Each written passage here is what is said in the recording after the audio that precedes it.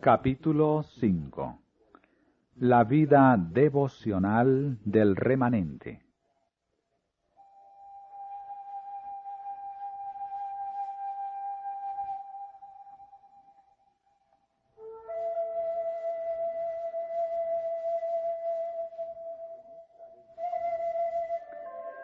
En esta época, precisamente antes de la segunda venida de Cristo en las nubes del cielo, debe hacerse una obra como la de Juan el Bautista.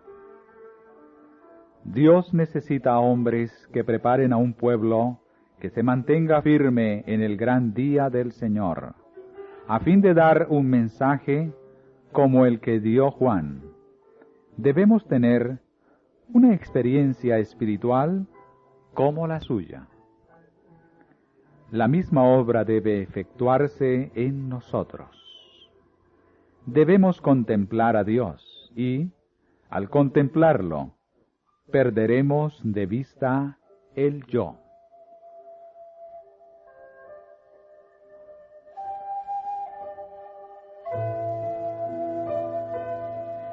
La comunión con Dios ennoblecerá el carácter y la vida. Los hombres verán que hemos estado con Jesús, como lo notaron en los primeros discípulos. Esto comunicará al obrero un poder que ninguna otra cosa puede dar. No debe permitir que cosa alguna le prive de este poder. Hemos de vivir una vida doble, una vida de pensamiento y de acción, de silenciosa oración y fervoroso trabajo.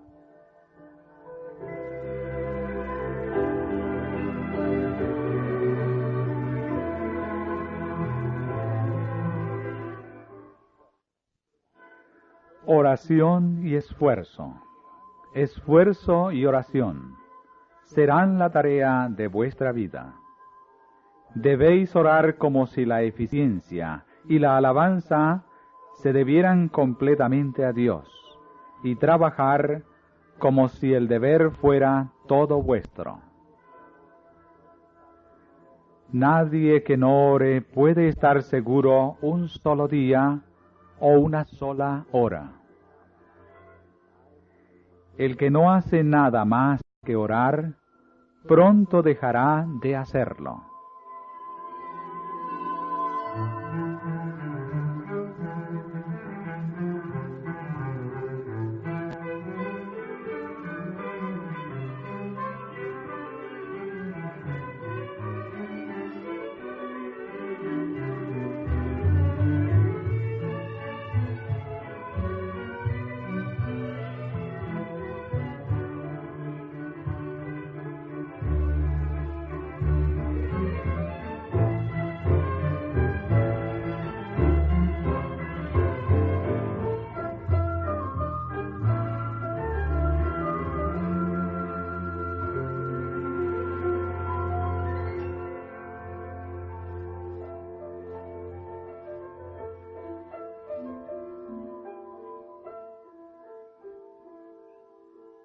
Viene la tormenta que probará la fe de todo hombre, no importa de qué clase sea.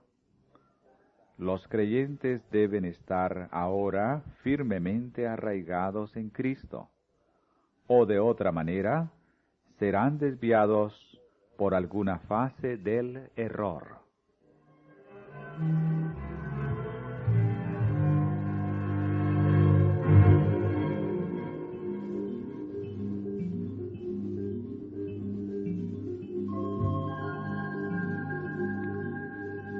Sería bueno que cada día dedicásemos una hora de reflexión a la contemplación de la vida de Cristo. Debiéramos tomarla punto por punto y dejar que la imaginación se posesione de cada escena, especialmente de las finales.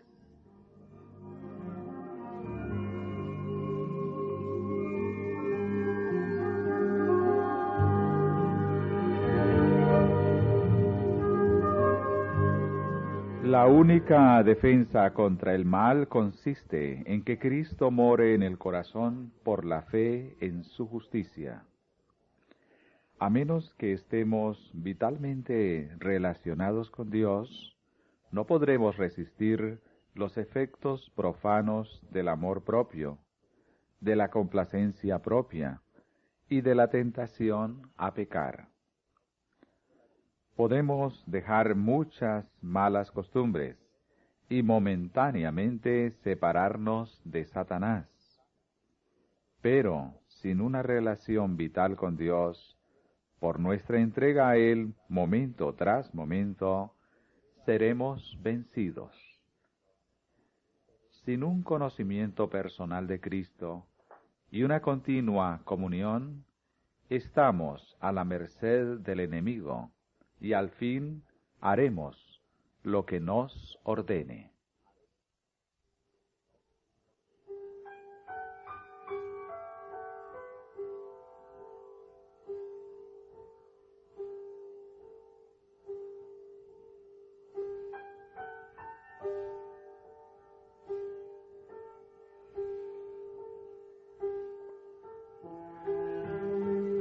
Cristo y Cristo crucificado debe ser el tema de nuestra meditación, conversación y más gozosa emoción.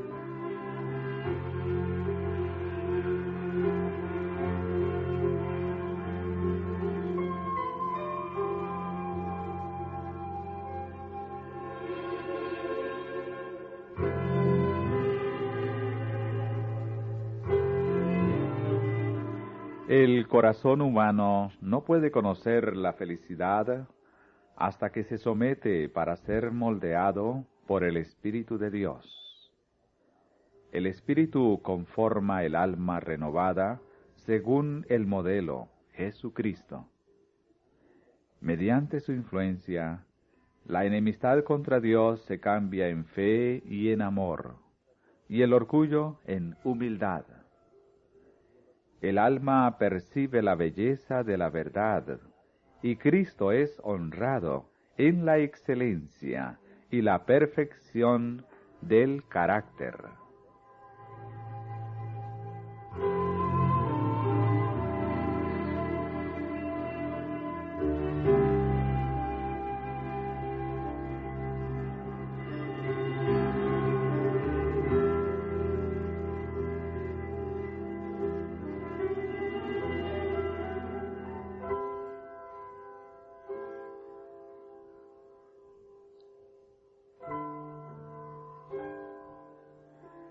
No hay en nuestra naturaleza impulso alguno, ni facultad mental, o tendencia del corazón, que no necesite estar en todo momento bajo el dominio del Espíritu de Dios.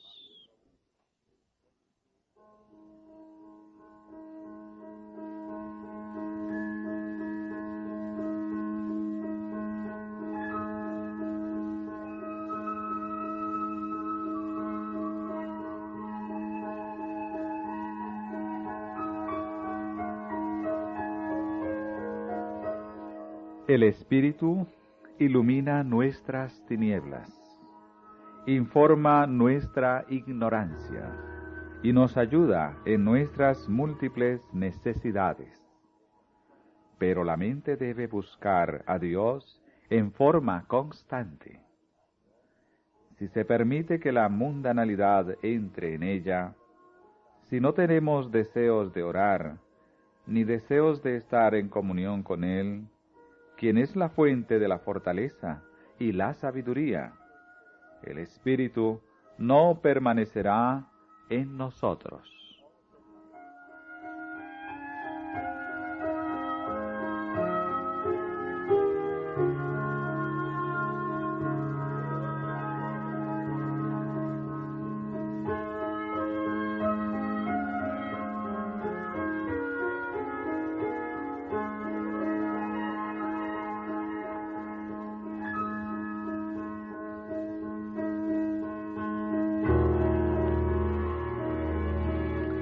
Ningún corazón renovado puede mantenerse tierno sin la aplicación diaria de la sal de la palabra. Debe recibirse diariamente la gracia divina, o ningún hombre permanecerá convertido.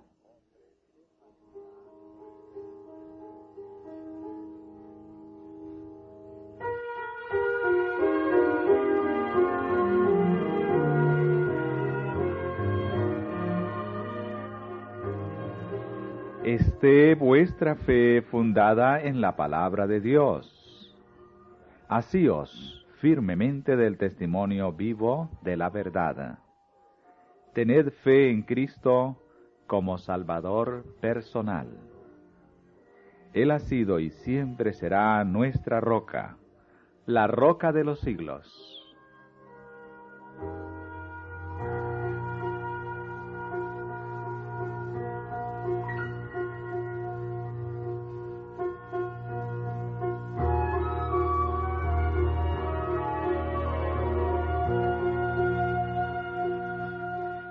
Los cristianos deben prepararse para lo que pronto ha de estallar sobre el mundo como sorpresa abrumadora, y deben hacerlo estudiando diligentemente la palabra de Dios y esforzándose por conformar su vida con sus preceptos.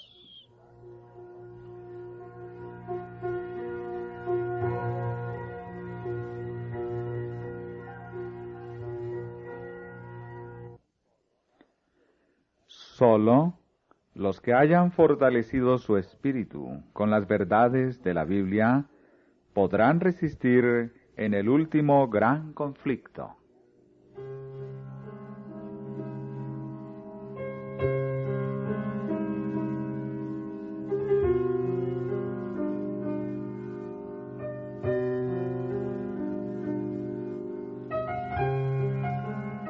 Solo los que hayan estudiado diligentemente las Escrituras y hayan recibido el amor de la verdad en sus corazones, serán protegidos de los poderosos engaños que cautivarán al mundo.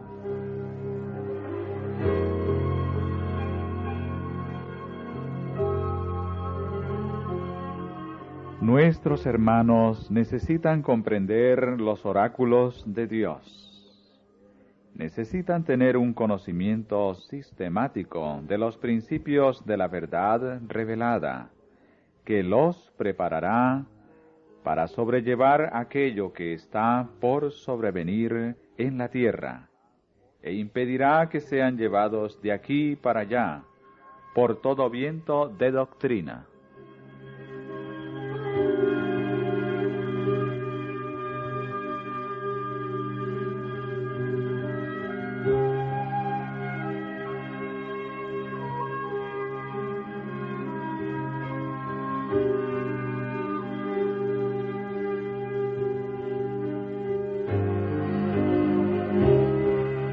Varias veces por día debieran consagrarse momentos preciosos, áureos, a la oración y al estudio de las Escrituras, aunque solo fuese para memorizar un texto, a fin de que la vida espiritual pueda existir en el alma.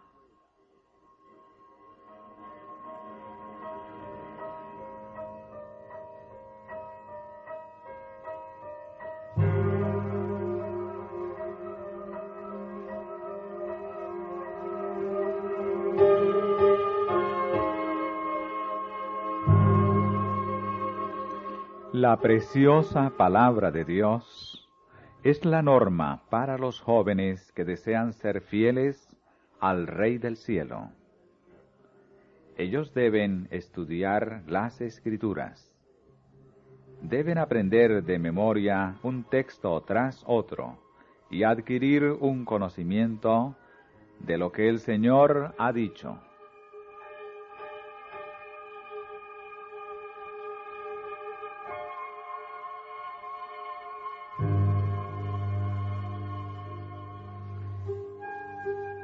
Levantad un muro de pasajes de las Escrituras a vuestro alrededor, y veréis que el mundo no puede derribarlo.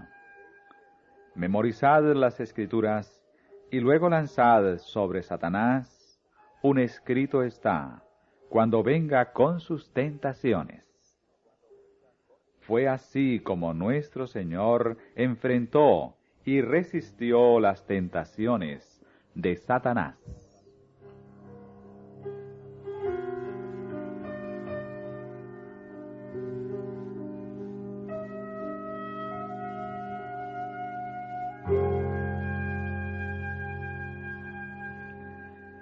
Colgad en la antecámara de la memoria las preciosas palabras de Cristo.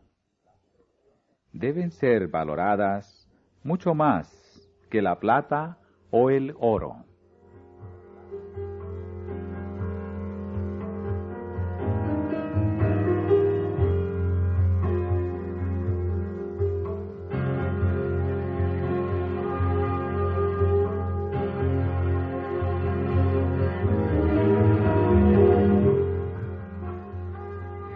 Guardad con vosotros una Biblia de bolsillo mientras trabajáis, y aprovechad cada oportunidad para memorizar sus preciosas promesas.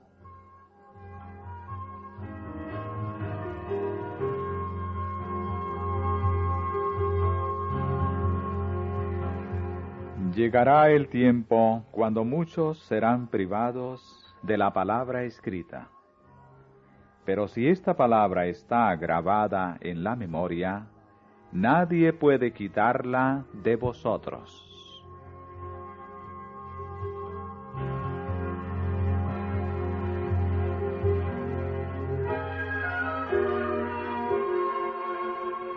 Estudiad la palabra de Dios. Memorizad sus preciosas promesas, de tal manera que cuando seamos privados de nuestras Biblias, aún podamos estar en posesión de la palabra de Dios.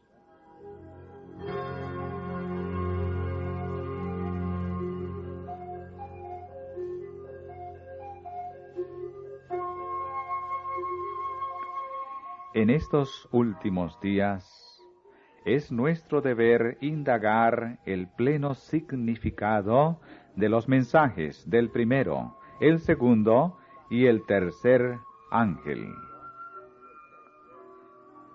Todas nuestras transacciones debieran estar en armonía con la palabra de Dios. Los mensajes del primero, el segundo y el tercer ángeles están unidos entre sí y se revelan en el capítulo 14 de Apocalipsis, del 6º versículo hasta el final.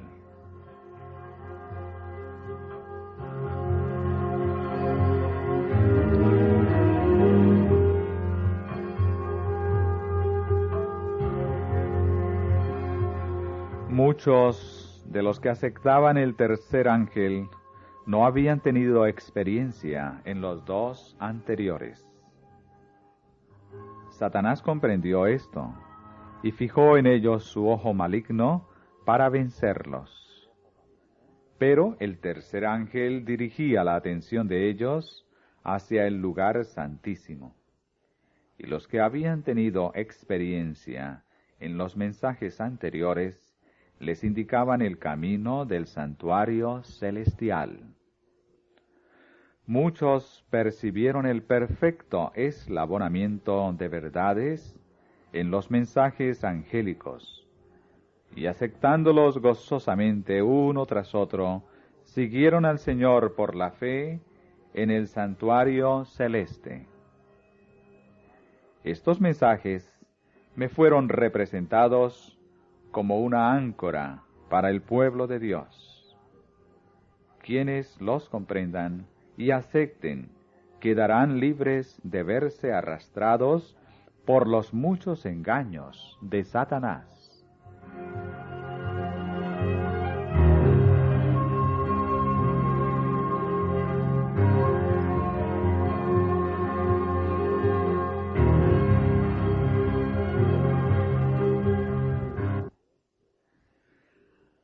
Aquellos que se sienten con libertad para cuestionar la palabra de Dios, para dudar de todo, cada vez que haya la oportunidad de manifestar incredulidad, encontrarán que se requerirá una tremenda lucha para ejercer fe cuando llegue la prueba.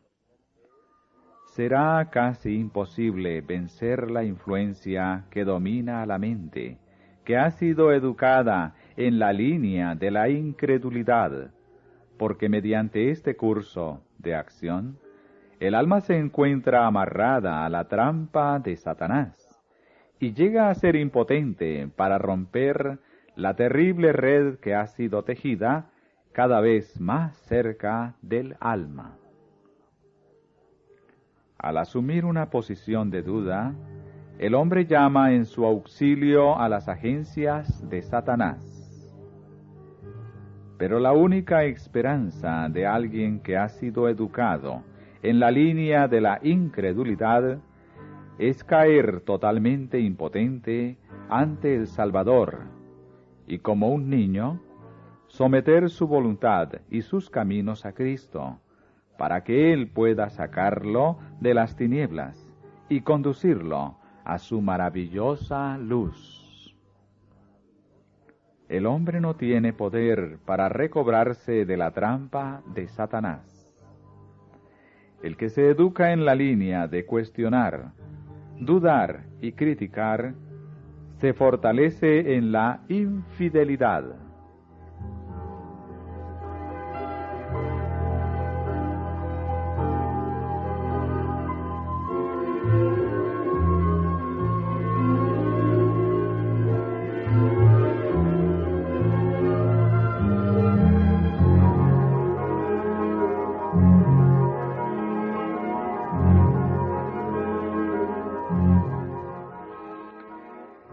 Los siervos de Cristo no deben preparar un discurso especial para presentarlo cuando sean llevados ante las autoridades por causa de su fe. Su preparación ha de ser hecha día tras día, atesorando en el corazón las preciosas verdades de la palabra de Dios, alimentándose de las enseñanzas de Cristo y fortaleciendo su fe por medio de la oración. Entonces, cuando sean llevados ante los tribunales, el Espíritu Santo les hará recordar precisamente las verdades que alcanzarán los corazones de los que vinieren para oír. Dios les traerá repentinamente a la memoria el conocimiento que obtuvieron por medio de un diligente escudriñamiento de las Escrituras, precisamente cuando lo necesiten.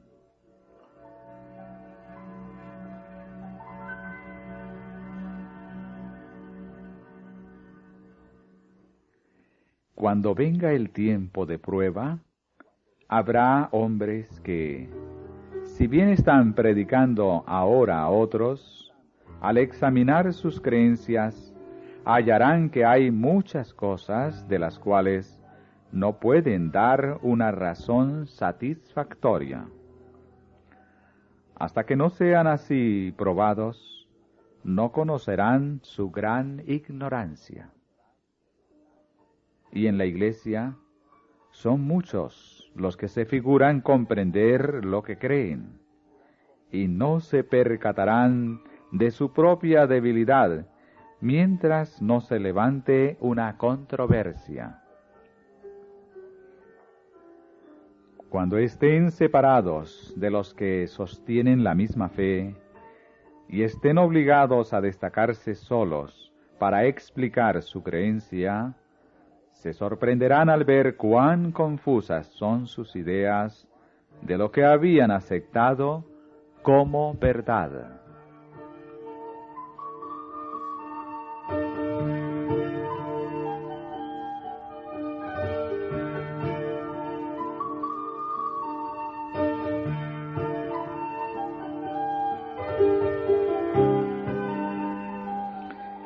La capacidad de dar razón de nuestra fe es una buena realización, pero si la verdad no va más hondo que esto, el alma nunca será salvada. El corazón debe ser purificado de toda contaminación moral.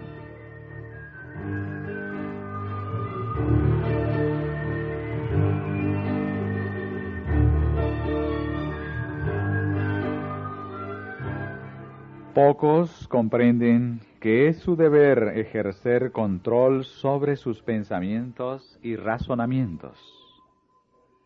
Resulta difícil mantener a la mente indisciplinada, fijada sobre temas provechosos. Pero si no se emplean debidamente los pensamientos, la religión no puede florecer en el alma. La mente debe preocuparse de cosas sagradas y eternas. De lo contrario, encontrará gozo en pensamientos superficiales e insignificantes.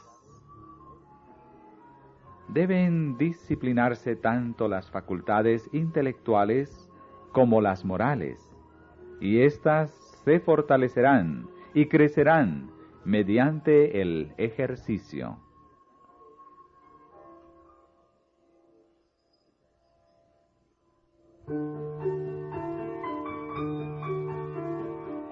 Necesitamos grandemente alentar y cultivar pensamientos puros, castos, y fortalecer las facultades morales antes que las potencias inferiores y carnales. Dios nos ayude a darnos cuenta de nuestros apetitos autocomplacientes.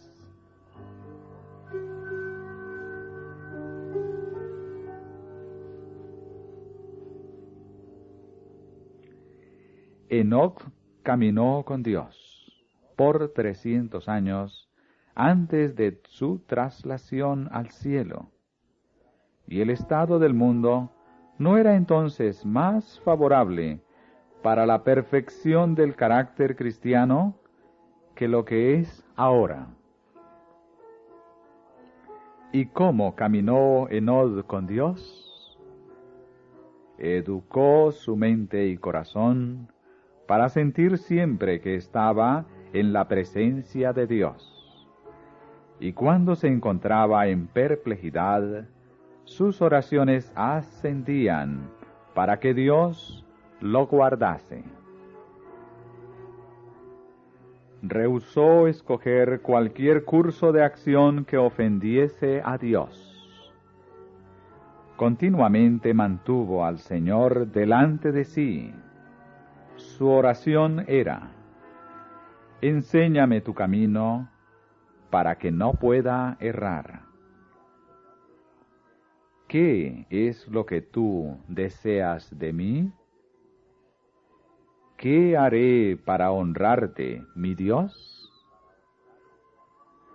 Así se mantuvo constantemente eligiendo su camino y su curso de acción en armonía con los mandamientos de Dios, y tenía perfecta seguridad y confianza en que su Padre Celestial lo ayudaría. No tenía un pensamiento ni una voluntad propia. Todo estaba sumergido en la voluntad de su Padre. Enoc fue un representante de aquellos que estarán sobre la tierra cuando Cristo venga, que serán trasladados al cielo sin ver muerte.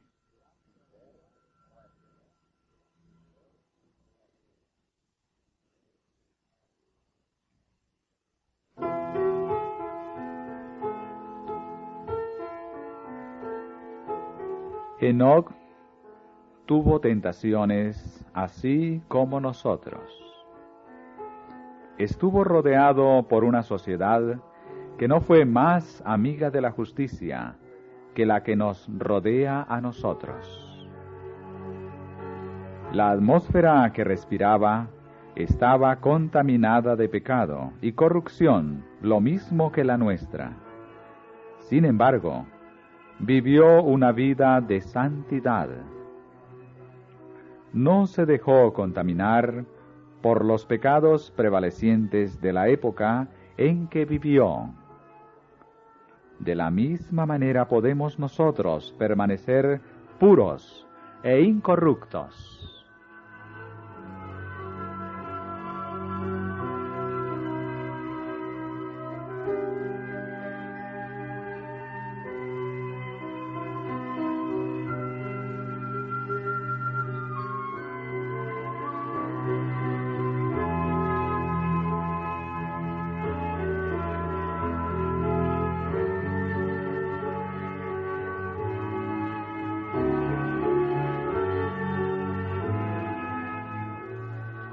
Como he participado en todo paso de avance hasta nuestra condición presente, al repasar la historia pasada, puedo decir: alabado sea Dios. Al ver lo que el Señor ha hecho, me lleno de admiración y de confianza en Cristo como director.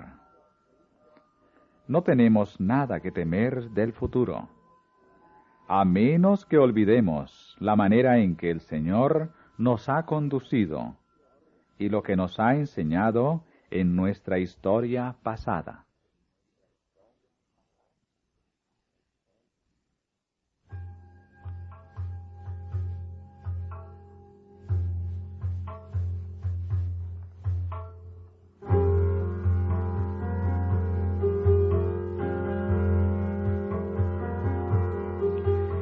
Si alguna vez hubo un tiempo cuando una actitud de seria reflexión conviene a todo aquel que teme a Dios, es ahora, cuando es esencial la piedad personal. Debería plantearse la pregunta: ¿quién soy yo? ¿Y cuál es mi trabajo y misión en este tiempo? ¿De qué lado estoy trabajando? ¿Del de Cristo o del enemigo? Que cada alma se humille ante Dios, porque seguramente ahora estamos viviendo en el gran día de expiación. Ahora mismo los casos de muchos están siendo examinados ante Dios, porque deben dormir en sus tumbas por un corto tiempo. Para ese día vuestra profesión de fe no es vuestra garantía, sino el estado de vuestros afectos. ¿Está limpio de contaminación el templo del alma? ¿Están confesados mis pecados y me estoy arrepintiendo de ellos ante Dios para que puedan ser borrados? ¿Me estimo a mí mismo demasiado livianamente? ¿Estoy dispuesto a hacer cualquier sacrificio por la excelencia del conocimiento de Jesucristo? Siento en todo momento que no me pertenezco, sino que soy la propiedad de Cristo, que mi servicio pertenece a Dios, de quien soy.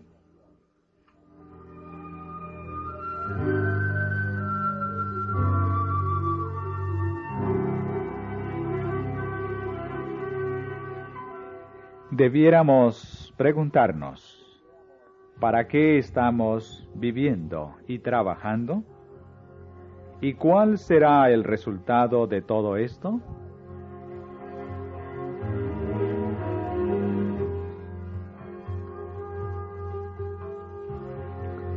Me he preguntado, al ver a la gente en nuestras ciudades corriendo de un lado a otro con sus negocios, si alguna vez han pensado en el día de Dios que está por sobrevenir. Cada uno de nosotros debiera estar viviendo con referencia al gran día que pronto nos sobrecogerá.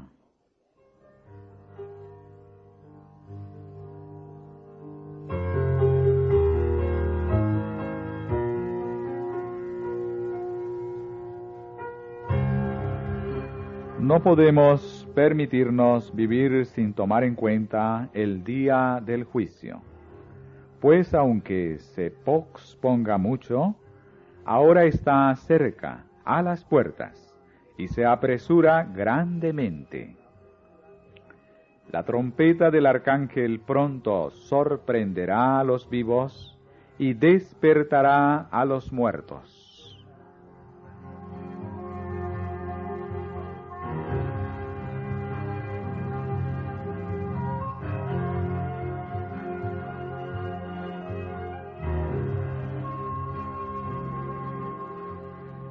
Si no hallamos placer ahora en la contemplación de las cosas celestiales, si no tenemos interés en tratar de conocer a Dios, ningún deleite en contemplar el carácter de Cristo, si la santidad no tiene atractivos para nosotros, podemos estar seguros de que nuestra esperanza del cielo es vana.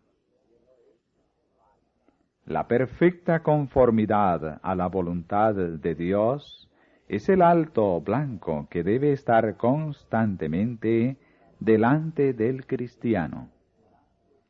Él se deleitará en hablar de Dios, de Jesús, del hogar de felicidad y pureza que Cristo ha preparado para los que le aman. La contemplación de estos temas, cuando el alma se regocija en las bienaventuradas declaraciones de Dios, es comparada por el apóstol al goce de las virtudes del siglo venidero.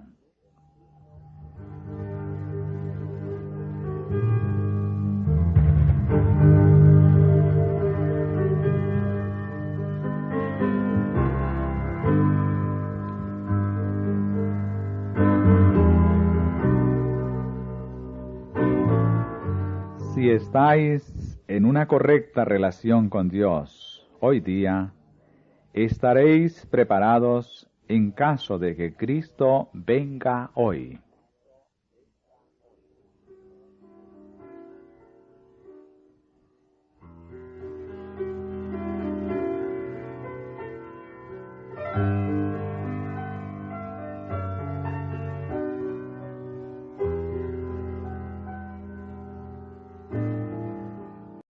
El yo.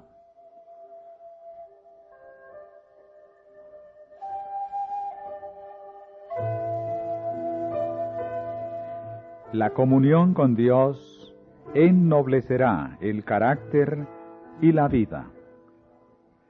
Los hombres verán que hemos estado con Jesús, como lo notaron en los primeros discípulos.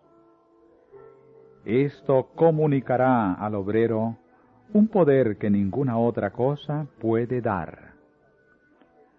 No debe permitir que cosa alguna le prive de este poder. Hemos de vivir una vida doble, una vida de pensamiento y de acción, de silenciosa oración y fervoroso trabajo.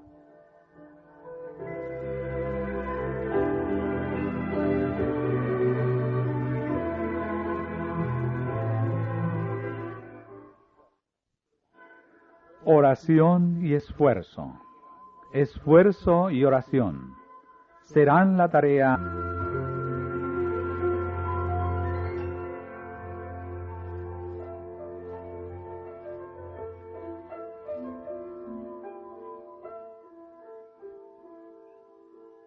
Viene la tormenta que probará la fe de todo hombre, no importa de qué clase sea. Los creyentes deben estar ahora firmemente arraigados en Cristo, o de otra manera serán desviados por alguna fase del error.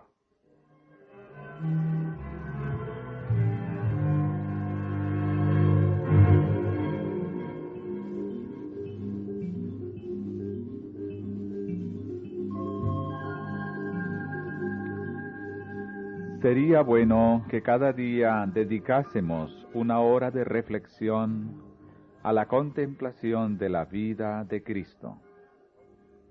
Debiéramos tomarla punto por punto y dejar que la imaginación se posesione de cada escena, especialmente de las finales.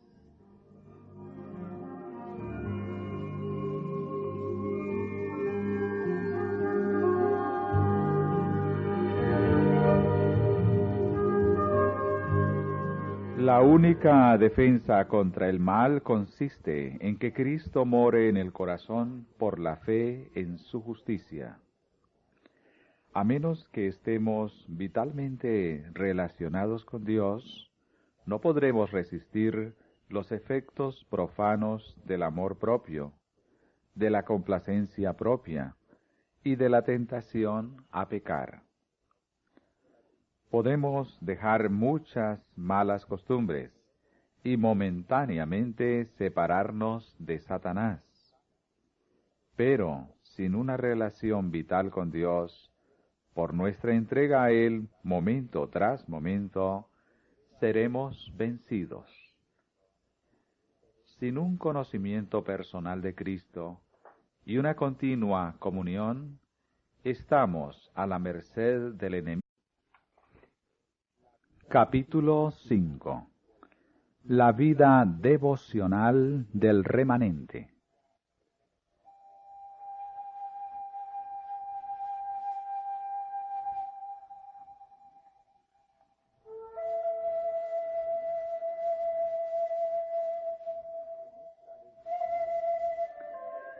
En esta época, precisamente antes de la segunda venida de Cristo en las nubes del cielo, debe hacerse una obra como la de Juan el Bautista.